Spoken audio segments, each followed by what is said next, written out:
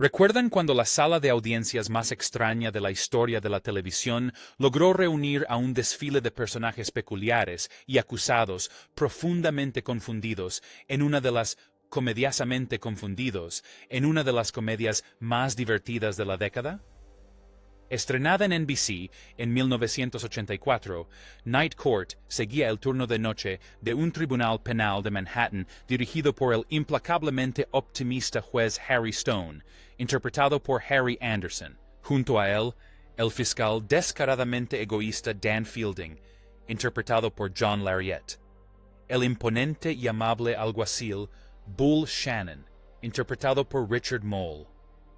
Y tras una sucesión interminable de defensores públicos, Christine Sullivan, interpretada por Markie Post, finalmente llegó para aportar un mínimo de cordura a los tribunales. La serie duró 9 temporadas, y lo que ocurría entre bastidores era, de alguna manera, aún más extraño que lo que se emitía. Hoy vamos a repasar 15 datos curiosos sobre Night Court que probablemente desconocías, y no te pierdas el número 1. Porque el asiento más infame de Night Court tenía una historia desgarradora, y la mujer que finalmente lo convirtió en leyenda ni siquiera entró por las puertas de la sala del tribunal hasta la 4ª temporada. Pero antes de empezar, no olvides darle a me gusta, suscribirte y activar la campanita. Así YouTube podrá mostrar esto a más fans de la televisión retro como tú. Muy bien, empecemos. Dan Fielding era casi el personaje más aburrido de la serie. Dan Fielding, el personaje más descaradamente egoísta y agresivamente inapropiado en la historia de Night Court, fue escrito originalmente como un snob rígido y conservador. Reflexionemos un momento. El plan era bastante sencillo. Fielding sería el contrapeso serio y sin sentido del humor al caos del juez Harry Stone. Entonces John Larroquette entró al ensayo y todo el plan se desmoronó silenciosamente. Larroquette tenía una energía traviesa y un don natural para interpretar personajes moralmente ambiguos sin perder al público. Los productores lo reconocieron de inmediato y el creador Reinhold Weege tomó la decisión. El personaje iba a sufrir una transformación radical.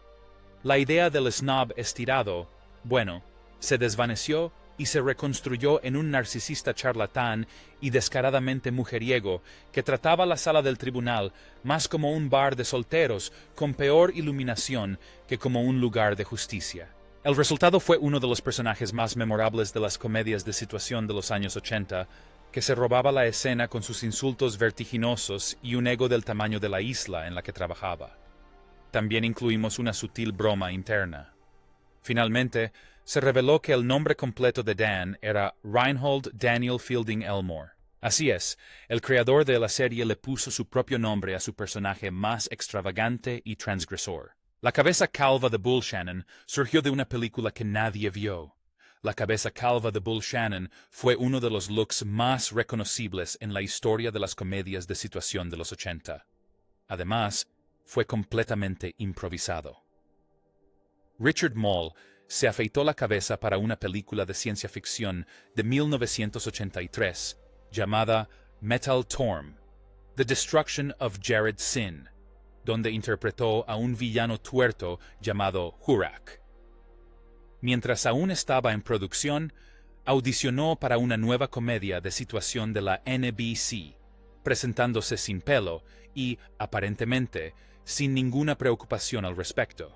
El equipo de casting de The Night Court vio entrar por la puerta a un hombre de 2,03 metros completamente calvo y tomó una decisión instantánea: dejarlo así. Bullshan parecía alguien que había llegado de otra dimensión y estaba perfectamente conforme con ello. Mole supuso que eventualmente le pedirían que se dejara crecer el pelo, pero en cambio pasó 9 temporadas afeitándose con una maquinilla, manteniendo ese aspecto bajo las luces del estudio, que no tenían piedad con la barba incipiente. El papel secundario de villano en una película que casi nadie vio le otorgó, sin querer, toda su identidad visual a uno de los personajes más queridos de las comedias de situación de los 80. La risa más reconocible del público nunca fue la de un desconocido. Si alguna vez viste Night Court y notaste una risa que resonaba entre el público del estudio como una sirena de niebla en una biblioteca, no estabas perdiendo la cabeza. Esa risa pertenecía a Chuck Weege, padre del creador del programa, Reinhold Weege, y, al parecer, el hombre disfrutaba al máximo en cada grabación. Chuck y la madre de Reinhold, Georgia, se convirtieron en habituales del público, apareciendo con tanta frecuencia que el reparto y el equipo podían reconocerlos incluso antes de que empezaran a grabar. Cuando la risa de Chuck se hizo presente, fue inconfundible, fuerte, entrecortada y completamente ajena a la idea de pasar desapercibida. La mayoría de los productores la habrían ocultado discretamente en la edición, pero Reinhold hizo lo contrario. La estruendosa carcajada de Chuck se mantuvo. Se convirtió en parte de la esencia del programa y finalmente llegó a formar parte del logotipo de la producción, la tarjeta de presentación de Star Night Productions que cierra cada episodio en las primeras 6 temporadas. Sí, esa risa que marca el final del programa es Chuck inmortalizado en los últimos segundos de cada sesión nocturna que Ouija produjo. Era la manera que tenía Ouija de colar a su padre en el programa de forma permanente, lo cual es o bien el gesto más tierno que un hijo haya tenido jamás, o la forma más elaborada en que alguien haya dicho, «Papá, esto es para ti», en la historia de la televisión. La sala de audiencias más extraña de la televisión estaba inspirada en la vida real. El programa Night Court's Parade of Misfits era básicamente un documental. Su creador, Reinhold Weege, basó toda la serie en sesiones judiciales nocturnas reales de la ciudad de Nueva York. Ahora bien, cuando uno entra en la sala y ve al juez en el estrado, donde el sistema judicial trabaja hasta altas horas de la noche, procesando delitos menores hasta bien entrada la noche, el verdadero Tribunal Penal de Manhattan celebraba sesiones desde las 5 de la tarde hasta la 1 de la mañana, tramitando entre 70 y 90 casos por noche, en lo que solo puede describirse como una cadena humana de malas decisiones. Pero Weege contaba historias sobre lo que pasaba por esas puertas al anochecer. Fue a verlo él mismo, sentado en el estrado junto a auténticos jueces del Tribunal Nocturno de Nueva York. Y los acusados ni siquiera eran lo más interesante. Eran los jueces. En sus propias palabras, dijo que le había conmovido la locura del Tribunal Nocturno de Manhattan. En aquel entonces, circulaban noticias sobre jueces reales con graves problemas emocionales, brillantes, pero poco convencionales, de una forma que jamás sobreviviría en un tribunal convencional. La reacción de Ouija fue, en esencia, ¿y si uno de esos jueces se colara en el sistema? Bueno, esa pregunta acabó convirtiéndose en el juez Harry Stone, joven, obsesionado con la magia y que operaba en una frecuencia ligeramente distinta a la del resto del sistema legal. Obviamente, los verdaderos tribunales nocturnos de Manhattan no contaban con dinosaurios inflables ni con Dan Fielding coqueteando con todo el público. Pero bueno, la materia prima ya estaba ahí, funcionando todas las noches en Center Street, completamente gratis. NBC dio luz verde a un programa y se equivocó durante 2 años. Cuando los ejecutivos de NBC se sentaron a ver el episodio piloto de Night Court, al parecer, la sala se quedó en un silencio incómodo. Acusados extraños deambulando por un juzgado nocturno. Chistes surrealistas que caían en lugares donde debería haber habido un remate directo. Para los directivos de la cadena, acostumbrados a las comedias de situación más predecibles, la situación se situaba entre la confusión y la profunda incertidumbre. La cadena tenía especial escepticismo sobre el propio Harry Anderson. Un mago de verdad, sin ninguna experiencia actoral tradicional, al que le daban el papel protagonista de una comedia de situación de la televisión, no era precisamente una apuesta convencional. El escepticismo era palpable. Varios cambios de reparto en la primera temporada, una constante rotación en la oficina del defensor público. Tras bambalinas, reinaba la sensación de que nadie estaba del todo seguro de que el programa se mantendría a flote. Pero NBC siguió adelante de todos modos, y la primera temporada justificó su preocupación. Night Court terminó en el puesto 47 de la clasificación de Nielsen. Para ponerlo en perspectiva, el puesto número 47 significa que el Departamento de Contabilidad empieza a hacer cálculos desalentadores, mientras los guionistas siguen cobrando sus cheques. Pero la decisión más acertada que tomó la cadena en todo el año fue programar Night Court los jueves por la noche, junto con Cheers y The Cosby Show. Todo aquello que ponía nerviosos a los ejecutivos en la sala de proyección, el humor surrealista, la energía caótica, el juez con su truco de cartas, resultó ser precisamente lo que atraía al público. Un programa que casi fracasó en su primera temporada se convirtió en uno de los éxitos más fiables de los jueves por la noche de la NBC. Harry Anderson sabía cómo estafar antes de dirigir un tribunal. Ahora, mientras muchos actores se preparan para un papel investigándolo, Harry Anderson se preparó para el papel del juez Harry Stone, recibiendo un puñetazo en la cara en una esquina de San Francisco. Mucho antes de que existieran los juzgados nocturnos, Anderson organizaba partidas de póker en las calles de Chicago, San Francisco, Nueva Orleans y Nueva York. Aprendió estas habilidades de niño, frecuentando el Hotel Ambassador, donde los veteranos jugaban a las cartas y los estafadores hacían negocios en la sala. Anderson observaba atentamente. Un día en San Francisco, alguien decidió que no disfrutaba tanto perdiendo dinero como Anderson disfrutaba ganándolo. El enfrentamiento terminó con la mandíbula de Anderson rota y un mensaje bastante claro. Los estafadores callejeros tenían un pésimo paquete de beneficios. Tomó sus habilidades, el juego de las 3 cartas, hacer trampas, abrir cerraduras, etc., y las convirtió en un espectáculo legítimo. Al principio ganaba menos dinero, pero al menos conservó su mandíbula intacta, algo que llegó a apreciar. Su actuación fue lo suficientemente convincente como para conseguirle el papel recurrente de Harry el Sombrero en Cheers. Esto lo dio a conocer a una audiencia nacional y, finalmente, lo puso frente a los productores del programa nocturno. Y entonces llegó lo inesperado. El único arresto real de Anderson ocurrió después de que ya se había legalizado. Mientras realizaba una demostración del juego de las 3 cartas, la policía asumió que estaba llevando a cabo una estafa real y lo arrestó de todos modos.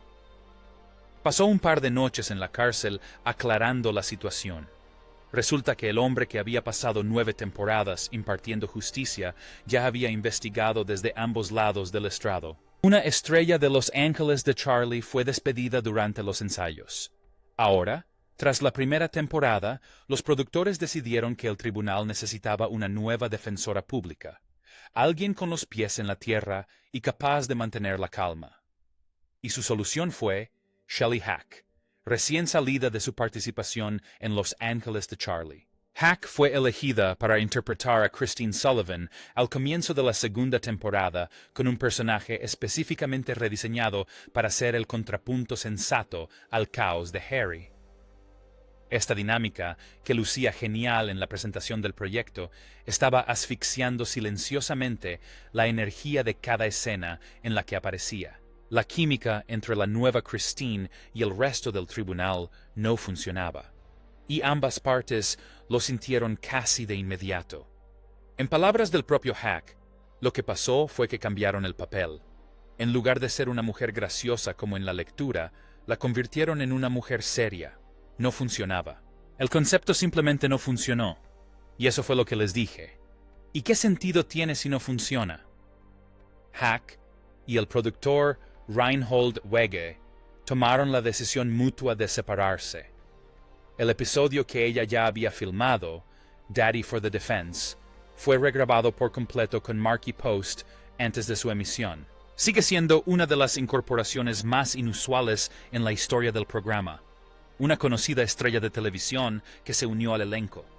Filmó un episodio y desapareció antes de que se emitiera un solo fotograma de su actuación. 4 defensores públicos, 3 temporadas y una pesadilla de casting. Hack fue solo una parada en un carrusel de casting que llevaba girando desde el episodio piloto, y la aventura comenzó mucho antes de su llegada. El piloto le dio el papel a Gail Strickland, quien interpretó a la defensora pública Sheila Gardner en un solo episodio antes de desaparecer por completo. Un nuevo hombre ha sido nombrado juez, y lo único que esperas es alguien que sepa jugar al ajedrez. Paula Kelly se unió al elenco en la primera temporada como Liz Williams. Su actuación fue lo suficientemente buena como para obtener una nominación al Emmy, pero luego desapareció cuando los productores decidieron replantear la dinámica del juicio. En la segunda temporada llegó la cantante y actriz Ellen Foley. Sin embargo, los productores consideraron que la tensión romántica con el juez Harry Stone no tuvo el impacto que esperaban. El creador Reinhold Weege supo desde el principio a quién quería. Su primera opción era Markie Post, sin duda.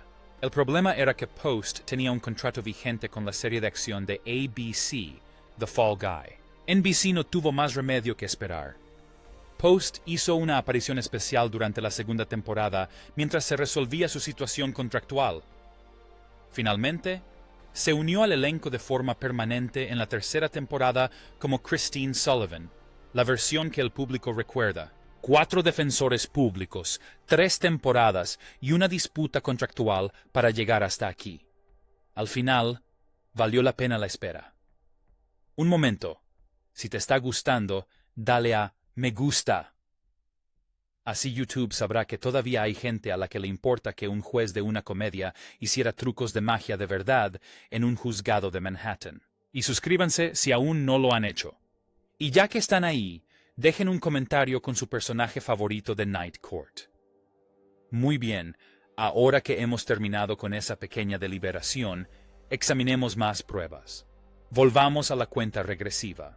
Los amigos de Weege no recibieron una tarjeta de agradecimiento, sino una hoja de resumen.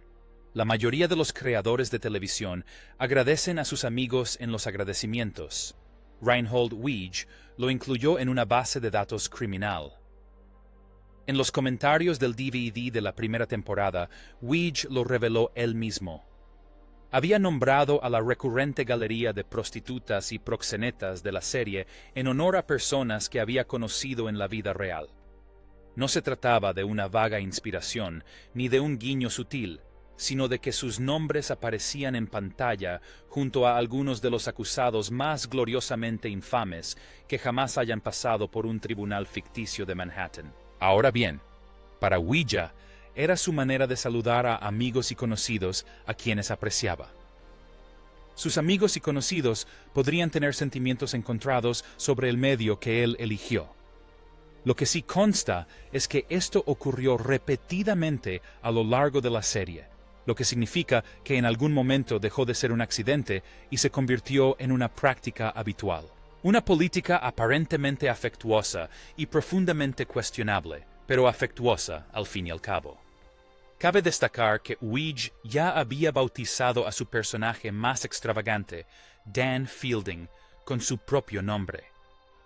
Así que, al parecer, nadie en esa sala de guionistas estaba a salvo, ni amigos ni creadores. Si conocías a Reinhold Weege, había muchas probabilidades de que acabaras compareciendo ante el juez Harry Stone a las 2 de la mañana con algunas explicaciones que dar. La canción principal de la serie llegó a las listas de hip hop. El tema del juicio nocturno no era nada sutil. Esa línea de bajo profunda, ese ritmo suave de jazz. El compositor Jack Elliott creó algo que se te quedó grabado en la cabeza, quisieras o no. En 1998, 6 años después de la emisión del último episodio, el rapero Cameron lanzó Horse and Carriage de su álbum debut, Confessions of Fire. La versión original con Mace alcanzó el puesto número 41 en el Billboard Hot 100 y se posicionó entre los 10 primeros en las listas de R&B y rap. Luego llegó el remix, y ahí apareció Night Court. El productor Daryl Odiga Branch, extrajo esa inconfundible línea de bajo directamente de su sala de audiencias nocturna y la incorporó a una pista que contó con uno de los mejores elencos de artistas de los últimos 90 reunidos para un solo remix. Big Pun, Wyclef Jean, Charlie Baltimore y Silk the Shocker. Todos sobre un ritmo que se originó en una comedia de situación de la NBC sobre un juez obsesionado con la magia y su caótico equipo. Encajaba tan naturalmente que casi parecía que el ritmo había estado esperando al productor adecuado para encontrarlo.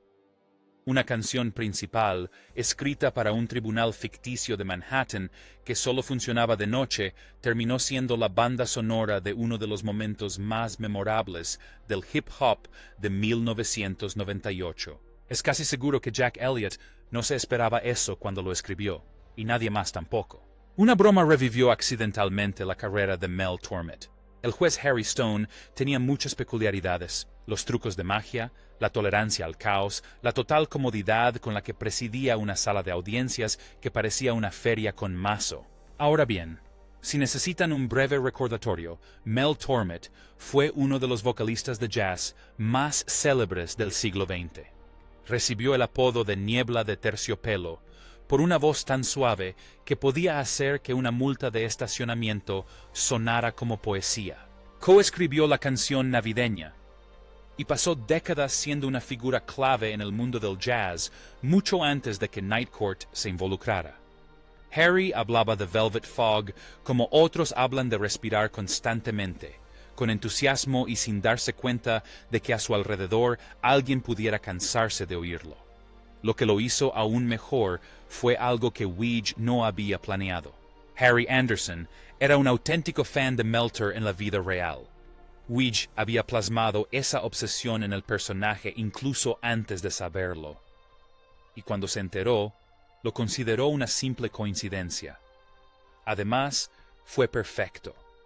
Con el tiempo, los dos se hicieron amigos de verdad, lo que significó que cada discurso en el juzgado sobre la voz más suave del jazz era menos una actuación y más una verdad personal apenas contenida. Y en medio de toda esa devoción por las comedias de situación, sucedió algo extraño. Los espectadores de la generación X, que jamás se habían planteado escuchar a un cantante de jazz, empezaron a preguntarse: ¿quién es este tal Velvet Fog?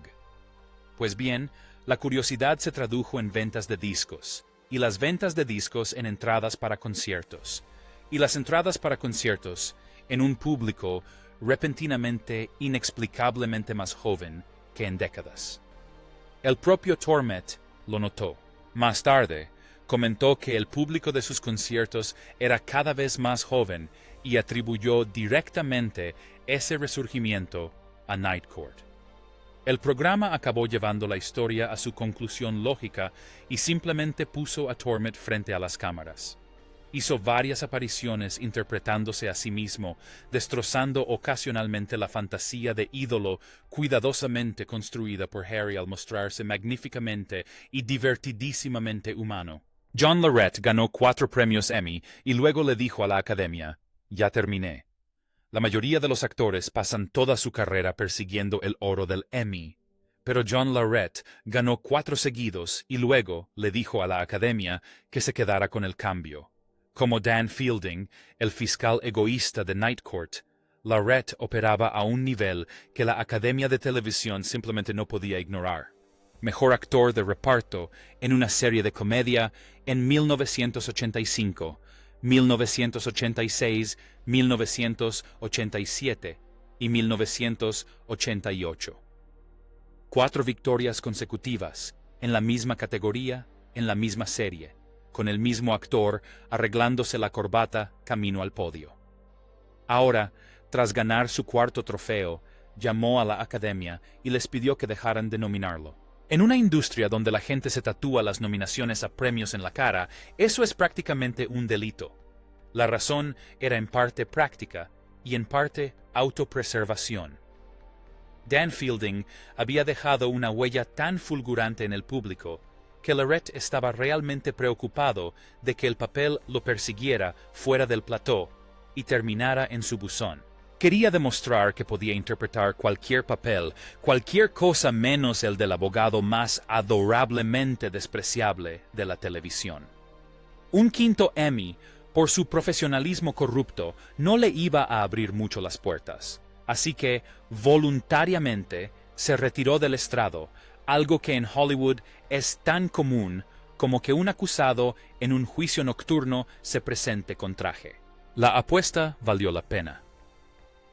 Casi una década después, Larrett ganó otro Emmy en 1998, esta vez por interpretar a un asesino psicópata en el drama legal The Practice. Un tipo de terror completamente diferente, pero la Academia claramente seguía teniendo un perfil definido. El final se desmoronó 2 semanas después. Night Court tuvo 9 temporadas y 193 episodios.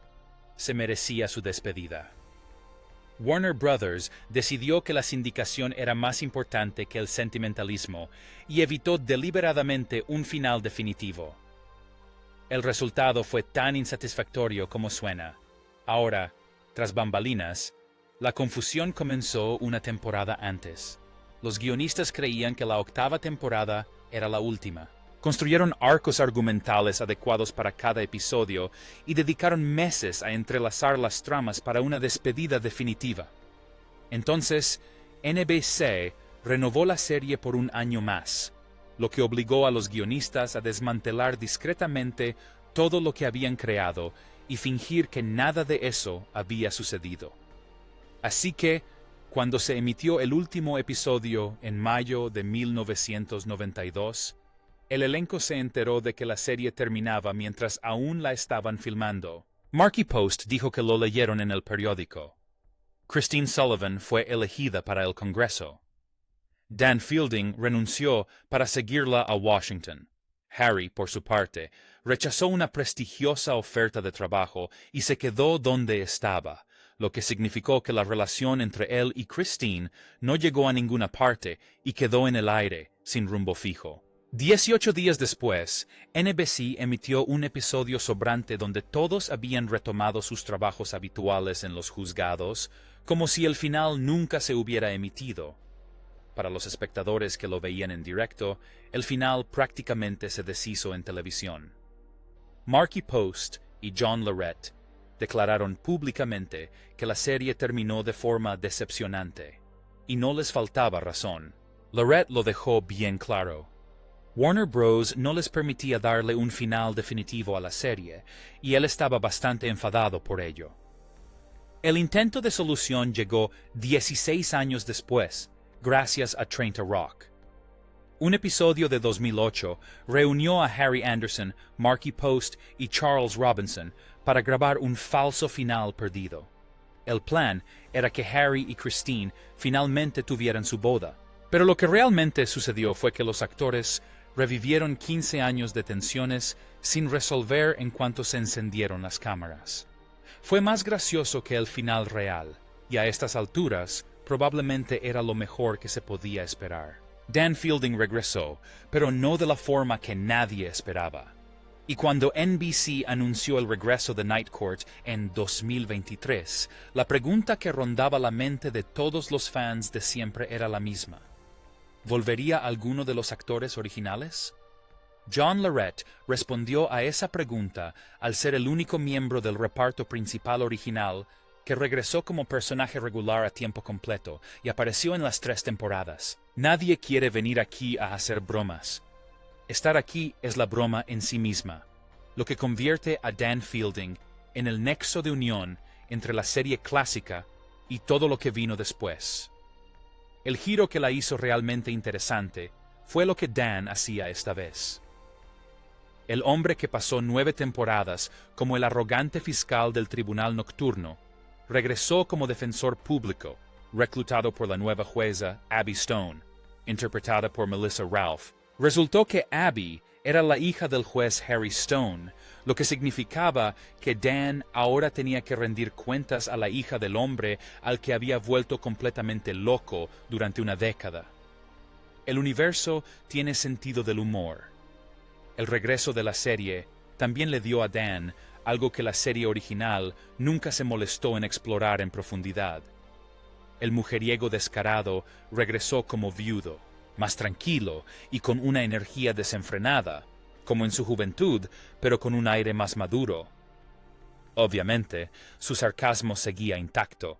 Si bien se podrían haber escrito algunas cosas, algunos rostros conocidos de la serie original regresaron para hacer apariciones especiales. NBC canceló el relanzamiento, aunque en 2025 después de 3 temporadas. 3 alguaciles, 2 funerales y una leyenda. Selma Diamond interpretó a la alguacil Selma Hacker durante las 2 primeras temporadas. Una comediante veterana de voz ronca y humor inexpresivo, cuya sequedad era tal que podía arruinar un chiste desde el otro lado de la sala. Poco después de finalizar la segunda temporada, Diamond falleció de cáncer de pulmón a los 64 años. El elenco quedó conmocionado, el público quedó devastado. Los productores contrataron a Florence Hall para ocupar el puesto de jueza, interpretando a Florence Flo Kleiner, quien aportó la misma energía combativa a la sala del tribunal. Pero una temporada más tarde, Halip también falleció de cáncer de pulmón a los 63 años. 2 bifes, 2 temporadas, la misma enfermedad. El elenco y el equipo comenzaron a llamarlo la maldición de los bifes. Sin embargo, hay que reconocerle a la serie que Nightcore no se limitó a reemplazar a los actores y seguir adelante.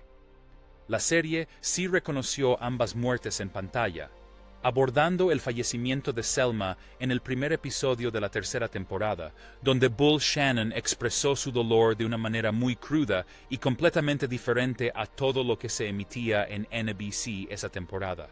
Cuando Florence Halib falleció al año siguiente, el primer episodio de la cuarta temporada también abordó el tema, con Harry Stone admitiendo en pantalla que le dolió más la pérdida de sus 2 esposas que la de su propia madre. Oscuro, honesto y tratado con más cuidado del que la mayoría de las series se habrían molestado en abordar. Y entonces llegó Marsha Warfield. A partir de la cuarta temporada, Warfield se puso en la silla del alguacil como Roz Russell e hizo algo que nadie podría haber predicho después de 2 años de desamor. Hizo del papel algo completamente suyo e innegablemente suyo. Así que, cuéntame sobre ti. Mientras sus mordaces frases, su capacidad para silenciar a toda una sala con una sola mirada, su interpretación magistral, todo tuvo un gran impacto.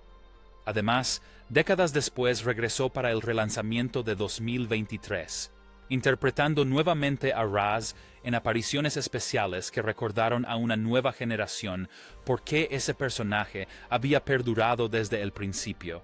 El asiento más maldito de Night Court fue escenario de algunos de los momentos más dolorosos de la serie fuera de pantalla, pero también dio origen a uno de los mejores personajes.